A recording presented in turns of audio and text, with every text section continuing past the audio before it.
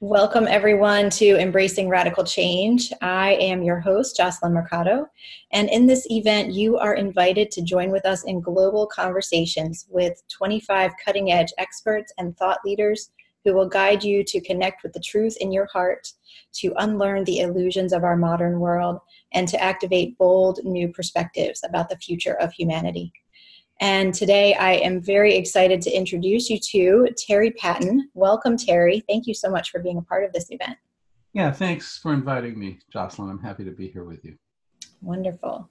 So let me share a little bit more about you, Terry, before we begin here. So Terry Patten is a philosopher, activist, consultant, coach, teacher, social entrepreneur, and author of A New Republic of the Heart, an ethos for revolutionaries. As an author, he co-wrote the book Integral Life Practice with Ken Wilber and a core team at the Integral Institute. As a teacher, he is the founder of the Beyond Awakening teleseminar series and Bay Area Integral. As a social entrepreneur, he founded the pioneering consciousness technology company Tools for Exploration, led the team at the HeartMath Institute that developed their first commercial heart rate variability monitor, and is now involved in restorative redwood forestry and fossil fuel initiatives. So thank you so much, Terry, for being a part of this. You are doing so much amazing and beautiful work in our world. And I love your topic here. So your topic is how to train ourselves for the evolutionary Olympics. So to begin, could you share with us a little bit about your story and how it has brought you to the work that you're now doing? Sure. Well, when I was 6 years old, my parents moved from the south side of Chicago, out west of the city, to a community called the York Center Community Co-op.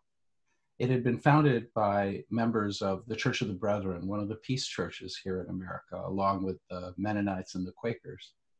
And they had decided they wanted to own their homes cooperatively and really have a close-knit community. So they got about 75 acres, and about 70 families eventually built homes there. And they early on decided to invite people of other races and religions to live together with them as a witness for peace and brotherhood.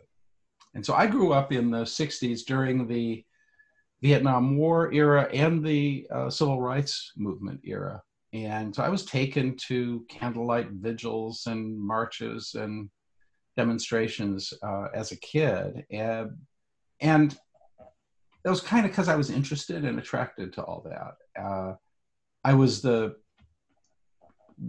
kid in our generation of co-op kids who was probably the most interested in current events and politics and what my parents and their friends found interesting.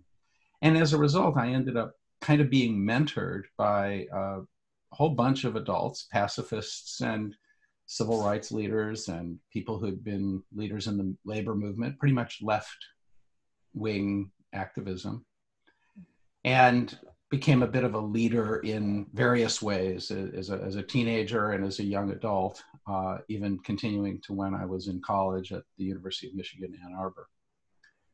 But I began to realize that as much as I felt there was a truth in our values and in the policies that we were advocating for, you know, let's end apartheid rule in South Africa, that sort of thing.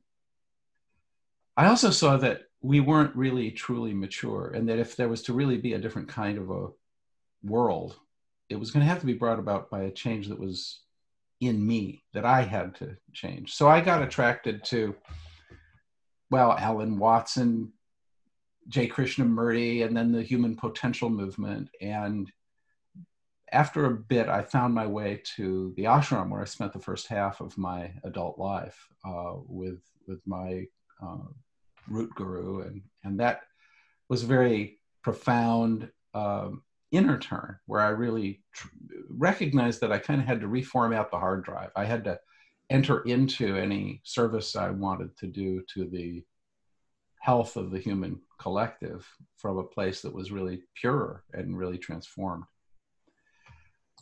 At a certain point, the life in the ashram became a bit too conformist, and I felt for my growth I had to leave. That was one of the most difficult things I've done in my life. But out of that, I founded this company, Tools for Exploration, that you mentioned, and built that up. And that was when my wife and I were raising our son, and I was kind of going from this very unconventional life to being a mortgage paying, tax paying employer, businessman, and learning a different set of lessons. And when I sold that company and had a little bit of financial ease for a while, I dived into writing a book I was passionate about. And I spent several years working on that, and then brought it to the guy I was most excited, the person I thought was the most intelligent and whose opinion I valued most, Ken Wilber. And he had a lot of appreciation for that draft of the book, but he made me an offer I couldn't refuse, and I got involved with the core team at Integral Institute, and we developed Integral Life Practice, and then I co-authored that book. And since then, I've been teaching Integral Life Practice. But the coincidence of the inner work and the outer work, the coincidence of, integral practice recognizes that it's not just spiritual awakening that we need to be doing. There's also exercise, fitness, right diet. There's developing our minds. Many, many different vectors of practice need to coincide, including our social praxis. So increasingly over the last years, I've been teaching people about about what time it is on the planet right now, and about how that calls to us. So that's kind of the thrust of A New Republic of the Heart. I actually wrote that book. It was an earlier incarnation of that book that I showed to Ken, and I threw that away, wrote another one, threw that away, wrote another one, threw that away. This is the fourth. I had to mature, and I had to really integrate an awful lot of complex perspectives to be able to produce the book that you've had a chance to read. Yes, I've read your book, and I was very inspired by it, and I really like your approach where you are, in the beginning, it's you're taking us on a very realistic look of what is really happening here, and it's not easy, right? It's not easy for us to look at, but it's so important for us to really bring our full attention and awareness to that. And then it's about what can we do? Where do we go from here? Where do we have hope, and what can we each do? So it's really wonderful. Mm-hmm. So could you tell us a little bit about that, about what do you see that's really happening right now on the planet and within us as human beings? Okay. Well, I think the first thing that I want to say is the challenges and the traumas and the limitations that we experience in life tend to grind us down to a separated view where we lose track of something really essential, which is that this moment is a miracle and is profoundly deep. And if we're able to set our breathing free and our feeling free and our awareness free, the incredible gift and miracle just deepens and opens and reveals to us a freedom and a joy and a loving relationship to the ongoing miracle that relieves us of anxiety and worry and all the heaviness that tend to accrete when we feel so identified with our separate dilemma. Yes. And that's really the ground of sanity. And yet, it's also true that we're alive at a time in which we're at an evolutionary tipping point, a moment of truth. It's really game time now on the planet. And the severity of our ecological predicament is far more severe and urgent than 90+% of people realize. And we're tending to sleepwalk toward apocalyptic futures that are really hair-raising. And if we're to be truly authentic, we have to be present to that too. And it's hard because these tend to be state specific, like I'm open to the miracle of life and love, or I'm ready to look at the hard truth. And I can't quite do both at once. That's most people's experience. And it's even harder to do both at once together for you and I to drop in. And there's so much tenderness in it. There's so much, I mean, there's all the feelings we could have at once are appropriate to our moment.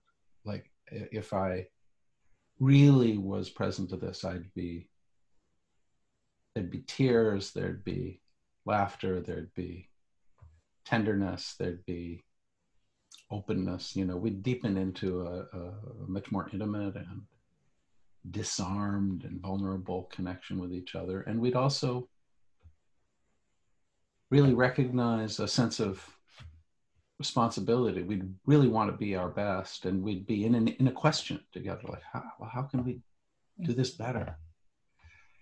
It's hard to get to that place. And so my book is an exploration of a lot of insights that help us get there, and practices, and a lot about our relationships with each other and how that can shift. And so that we can, in a way, step over a threshold into a different, like it's a different stance. Instead of standing in our separation or standing in our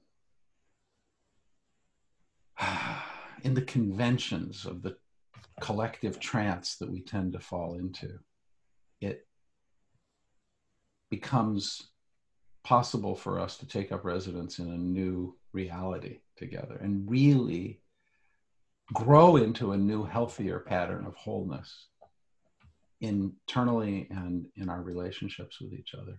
And that's what this metaphor that the book is titled, A New Republic of the Heart.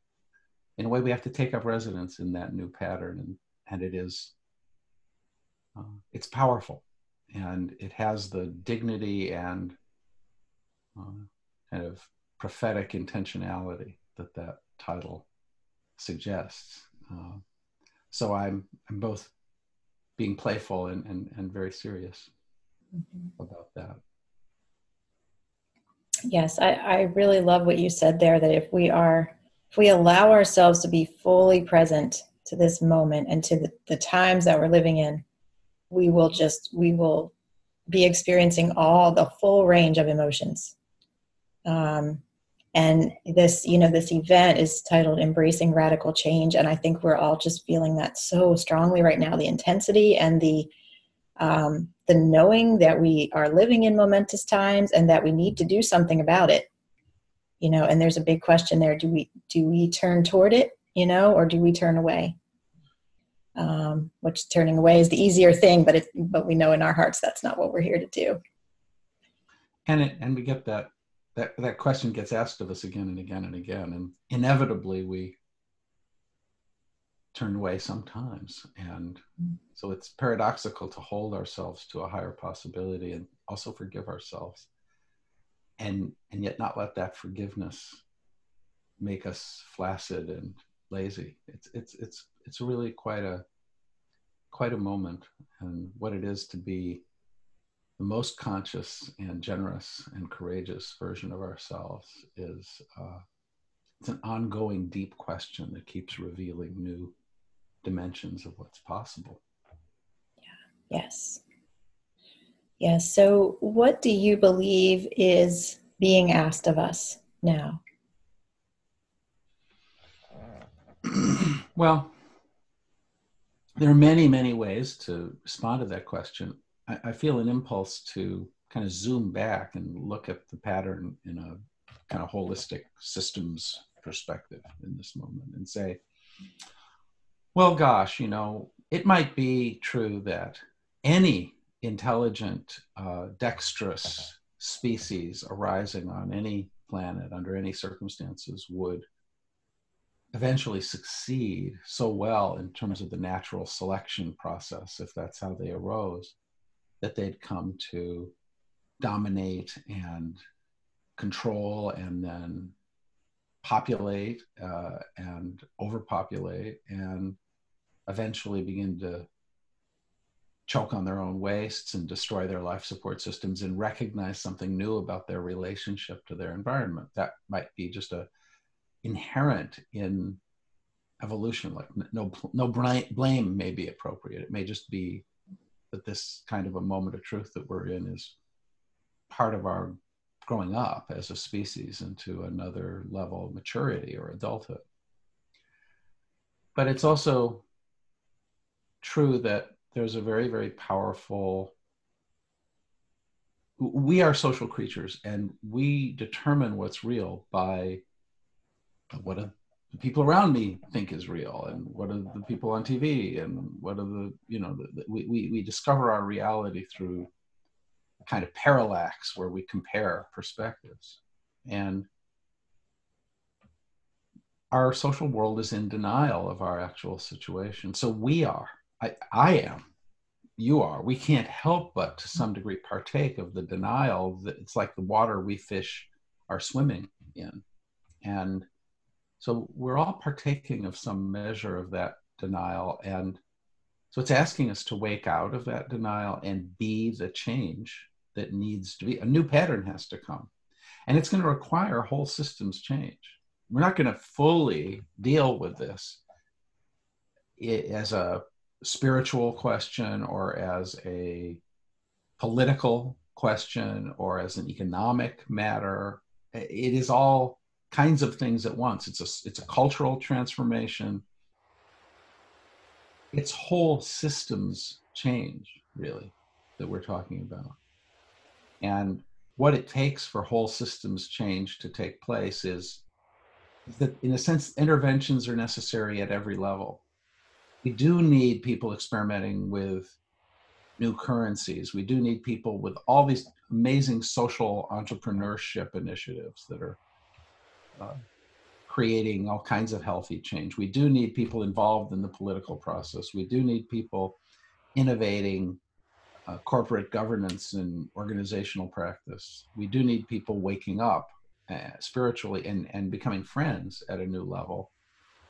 All of these things at once are necessary, and yet we aren't going to do any of them if we don't enter into a self-transforming relationship. It's like our way of being human is pretty good, but it needs to go through this quantum shift. And our way of being friends is good, but it too needs to transform. Our ways of practicing in our communities are good, but they too need to go through a transformation. And for us to be able to participate with a kind of curiosity and willingness and aliveness and openness such that we can be a conduit through which a healthier new pattern of existence can find its way into the world. That's what we can do most essentially. Yeah, thank you for that. And so I wanted to ask if you would speak a little bit more about the consensus trance.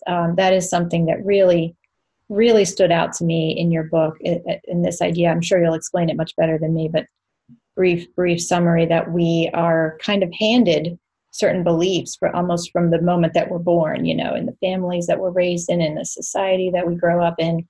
Certain things are just considered to be accepted, universally accepted, and that some of these things may not be exactly true. Yeah. Well, this is something that an early, mid 20th century consciousness researcher named Charles Tart coined this term, this trance. Now, the way we're all socialized has all the features of a hypnotic induction, and that our common consensus reality is not as objective as we all imagine, that it is, in a sense, a version of ways to understand this. And when people have profound awakenings through spiritual practice and meditation, or even through taking entheogenic drugs, there is this, whoa, reality is bigger than I thought it was. There's a recognition that we were only seeing a more narrow slice of things. But as I was saying earlier, we're social creatures, so we still are affected. That hypnotic induction wasn't just done when we were kids. It keeps happening to us every day. Mhm. And 90% of us are in denial of the severity of our ecological predicament. And the other pole, there's one pole is like, calm down, don't freak out. And that mostly takes the form of denial. And then there's, oh my God, this is so severe and so horrific. I don't know what I can do. There's a kind of overwhelm of grief, and there tends to be a resignation to us living in the end times, and this is really not going to turn out well. Kind of as if we knew, but things we don't know. Evolution is emergent. If we look back at evolutionary history, it's miracle after miracle after miracle after miracle. And so now that we're in this incredibly intense evolutionary moment, the idea that there won't be any more miracles, and we know that, no, that's preposterous. So there's a trance even among those who've had, and the people who are facing the darkness have had moral courage and intellectual integrity. It takes some real soul power to face the darkness, and I want to honor that. A lot of us are too afraid to really download a felt experience of just how severe this is. We love our kids. We want a future, we want them to be able to raise kids into a livable future. And it's as if we are parasites who are halfway through devouring our host and kind of seeing ourselves in the mirror and realizing that, but still unable to stop doing the thing that's cheating our kids and grandkids of their future. It takes a lot to let yourself feel that. That's a very deep, dark night of the soul passage. And yet, can you break through the trance of denial, acknowledge the darkness, and then break through the persuasive power to think you know what's going on? Like it's taken so much strength. You've got to have it's kind of like you got to run a marathon of inner transformation and then run another one. And find your way to this place of being present to the divine miracle of this moment and the infinite well of joy and strength and capacity that enable that divine reality to find its way into expression through you. So you can be the hands and feet of spirit here in this world. And know that there's a really big process attempting to find its way into form in our lifetimes. And if we can find our way into a beginner's mind, a kind of, okay, I don't know, but I'm here. What is this? Then we can see this as an inspiring and miraculous opportunity. It can wake us into a kind of seriousness. I call it a humorous seriousness, a playful seriousness. We've got to stay. I say things are far too serious for us to lose our sense of humor. That there's a kind of, the pizzazz, the sassy, sexy aliveness that makes us fun is part of how we need to be to rise to this moment. But not just in the ways we know, but in a humble way that allows new possibility to inform us and for us to really be transformed. So that is, that means that we really are redefining spiritual practice and personal growth as a very all-encompassing thing that relates to our friendships and our just every aspect of our life. is an opportunity to show up at your best, to soften, deepen, open, wake up, show up, grow up, take responsibility, be of service, be of benefit, discover how to love better and more effectively, discover how to get beyond any laziness in your being so that you're actually continually growing and together with others. And so it's that kind of society that I think we can begin to prototype in individual relationships and in groups, small communities of practice. Yeah, I really like what you said about, that evolution has just been one miracle after another, one huge leap, unexpected leap after another. So why would we think that that's not, that we're out of those? Yeah. Yeah. Yes. But there's an emotional dimension to this whole consideration that's very, very powerful. We feel so, like, the idea that we have stolen our children and grandchildren's opportunity for a balanced life is so, what could be more horrible? It's exactly who we don't want to be. And there's a lot of evidence that maybe that's possible. And certainly if we just take in the data about the levels of the temperatures of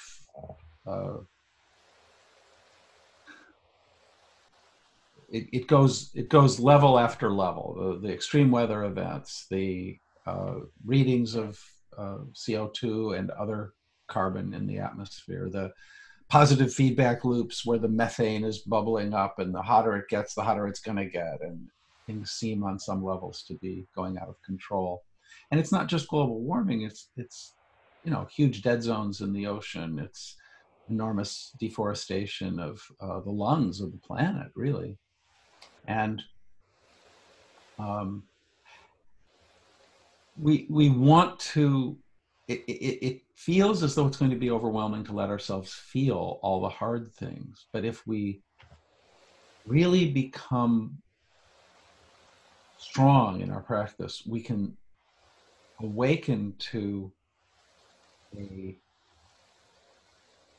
ability to feel it all, to feel all the dark things and all the beautiful things, sometimes even at once, not defend ourselves and face things honestly, and begin to, in our own way, our own imperfect way, and every one of us does it imperfectly, but we can begin to become the kinds of people who could be citizens of a community of practice, a sangha, they call it in Buddhism, that, as Thich Nhat Hanh said, the next Buddha may very well be a sangha. And I think we need a transformation even more fundamental than the civil rights movement or the anti-apartheid movement or the ending of British colonialism in India. Those things organized around a very beautiful being like Mahatma Gandhi or Dr. King or Nelson Mandela. I think this transformation may be able to organize itself around a whole group of people who are sincerely, deeply practicing in a whole different way. So I'm anticipating that whether we don't know what the future will bring. I mean, it isn't impossible that it is too late. I mean, and if it is too late, let's have the courage for a moment to face the "if it is too late" presumption. I want to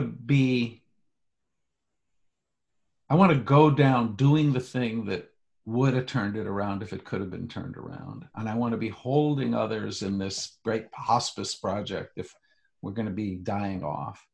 I want there to be more love in that process. If the human experiment were even coming to an end, I'd want us to do it with as much intelligence and heart and class and beauty and soul as possible.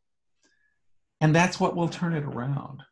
But I think, in a way, we have to let this penetrate our hearts and let us recognize we've gotten our draft notice. we kind of have to report for duty. And in a way, it's also like an addictive intervention. We're all addicted to fossil fuels. We're addicted to a consumer way of life. We're addicted to tons and tons of things that aren't sustainable.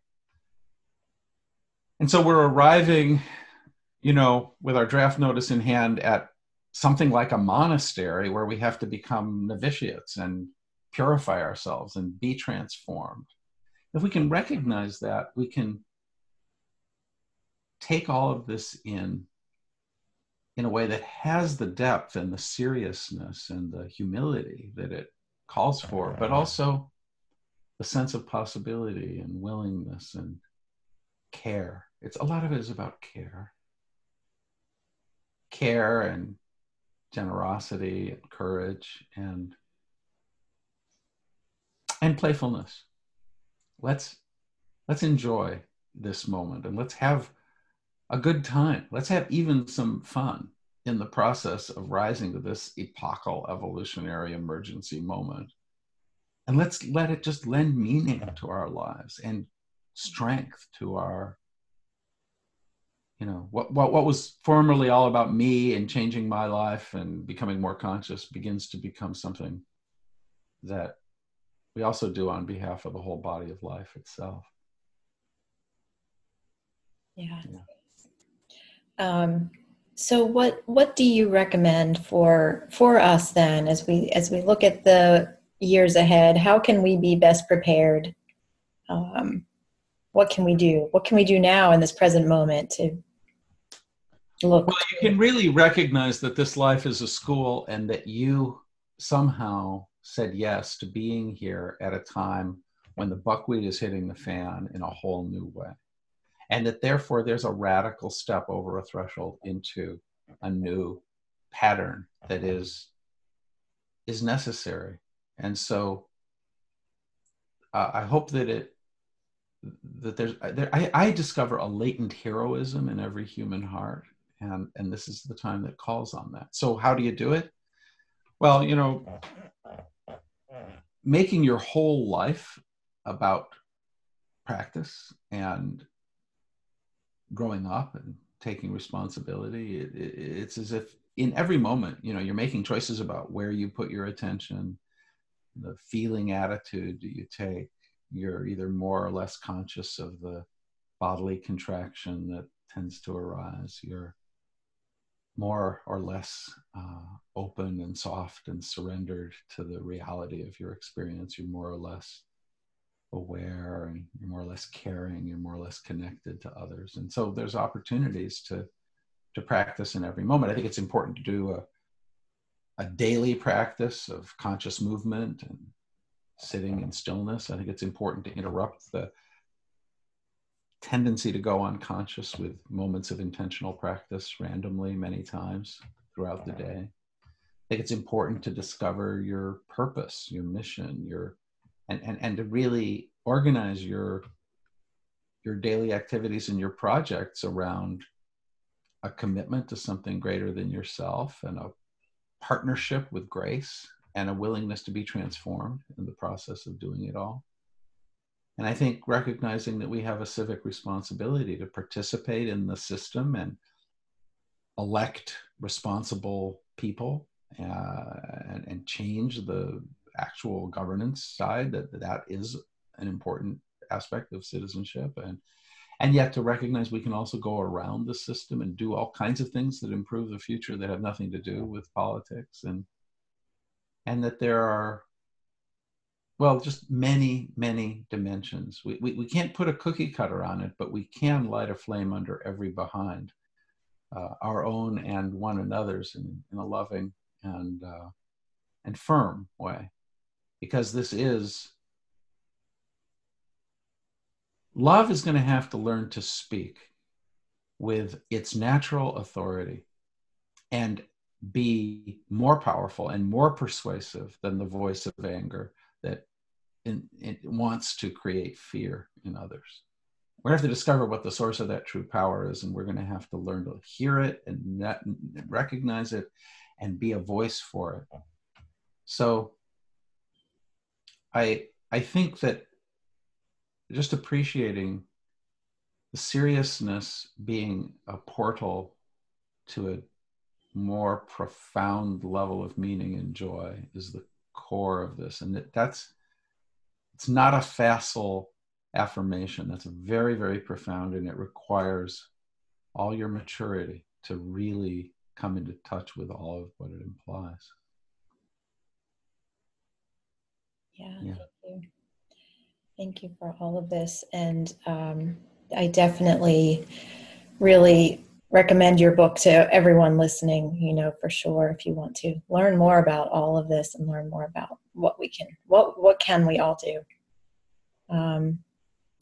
Could you, as one last question that I have for you, Terry, could you share about why you are prioritizing these specific approaches as you shared here, as you share in your book, above others? Well, you know, one of the principles of integral philosophy is that every perspective that you take is true in a way. It'll see some things particularly well, but it'll also be partial. There'll be things that it leaves out. And so all of us are doing our best, but all of us are mainly doing partial approaches. And the global nature of the transformation that in our predicament is very, very profound and very severe. And it requires much more radical and profound change than any of us are fully prepared for. So there's a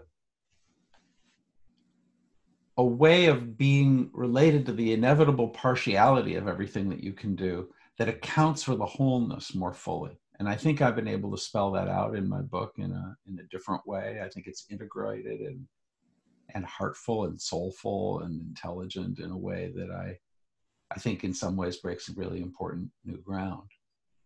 And I hope people will be interested to read the book. I think the audio book release date is October 30th. So if it's easier to listen rather than to read, that will be available too. And I hope that this conversation, you know, it's funny when we really try to get somebody's attention. Sometimes we confront them. Sometimes we charm them. Sometimes we, you know, what's your way of getting through the filters that keep out new ideas or new communications? Do you seduce? Do you cajole? Do you try to create an impeccable logical argument? What I really, you know, this is something that has been given to all of us by being alive in this time. We are Zeitgenossen, is the German word, time comrades. And we've been given an impossible situation that will bring out the best and the worst in some of us. Let it bring out your best and take that totally seriously. And let yourself be in that number when the saints go marching in. Let yourself be part of the health and wholeness. You know, in this crisis of fragmentation, like an immune response, wholeness is resurging. It's resurging in your heart and mind. It's your intention to be an example of something richer and truer. And it can go further. Whatever you're doing, all the solutions that people are engaging have value. And they need to go through this up-leveling I was talking about. Mm-hmm. So that's why I'm recommending these approaches. I think they're more truly integral. They include more of reality. But I don't think anybody's got the final answer. I think being in the question so that reality can keep being emergent, so that new realities can reveal themselves. That's our process. Yes, absolutely. Yeah, well, thank you. It's been so wonderful talking with you and exploring these topics with you. And I know that you're offering a wonderful free gift to the audience of this event, which is the foreword and the introduction to your book. Would you like to say a little bit more about that free gift? Yeah, well, there's a link where you can download either a PDF if you'd rather read or an MP3 if you'd rather listen. And that'll give you a feeling to the framing of the book that goes a little, in a sense, this summarizes the spirit of the book, this conversation we've just had. But I think you'll get a feeling for the deep dive that the book is. You can run a few marathons with me, and I think you'll be wiser and deeper and more realistic, and your relationship to reality will have a little more gravitas and maybe a little more bounce too by engaging with it. I hope people will take advantage of that. Yes, absolutely. As I said, I really highly recommend doing so. So for anyone who wants to claim Terry's free gift, if you just scroll down a little bit below this video screen that you're looking at, you will see the link right there that you can click on and easily navigate to get that free gift. Well, thank you so much, Terry, for being a part of Embracing Radical Change and for sharing your wisdom with us. It's deeply appreciated. Thank you for giving yourself as fully as you are to making a positive difference and recognizing the radical nature of our moment. Appreciate it, Jocelyn. Yeah, thank you so much.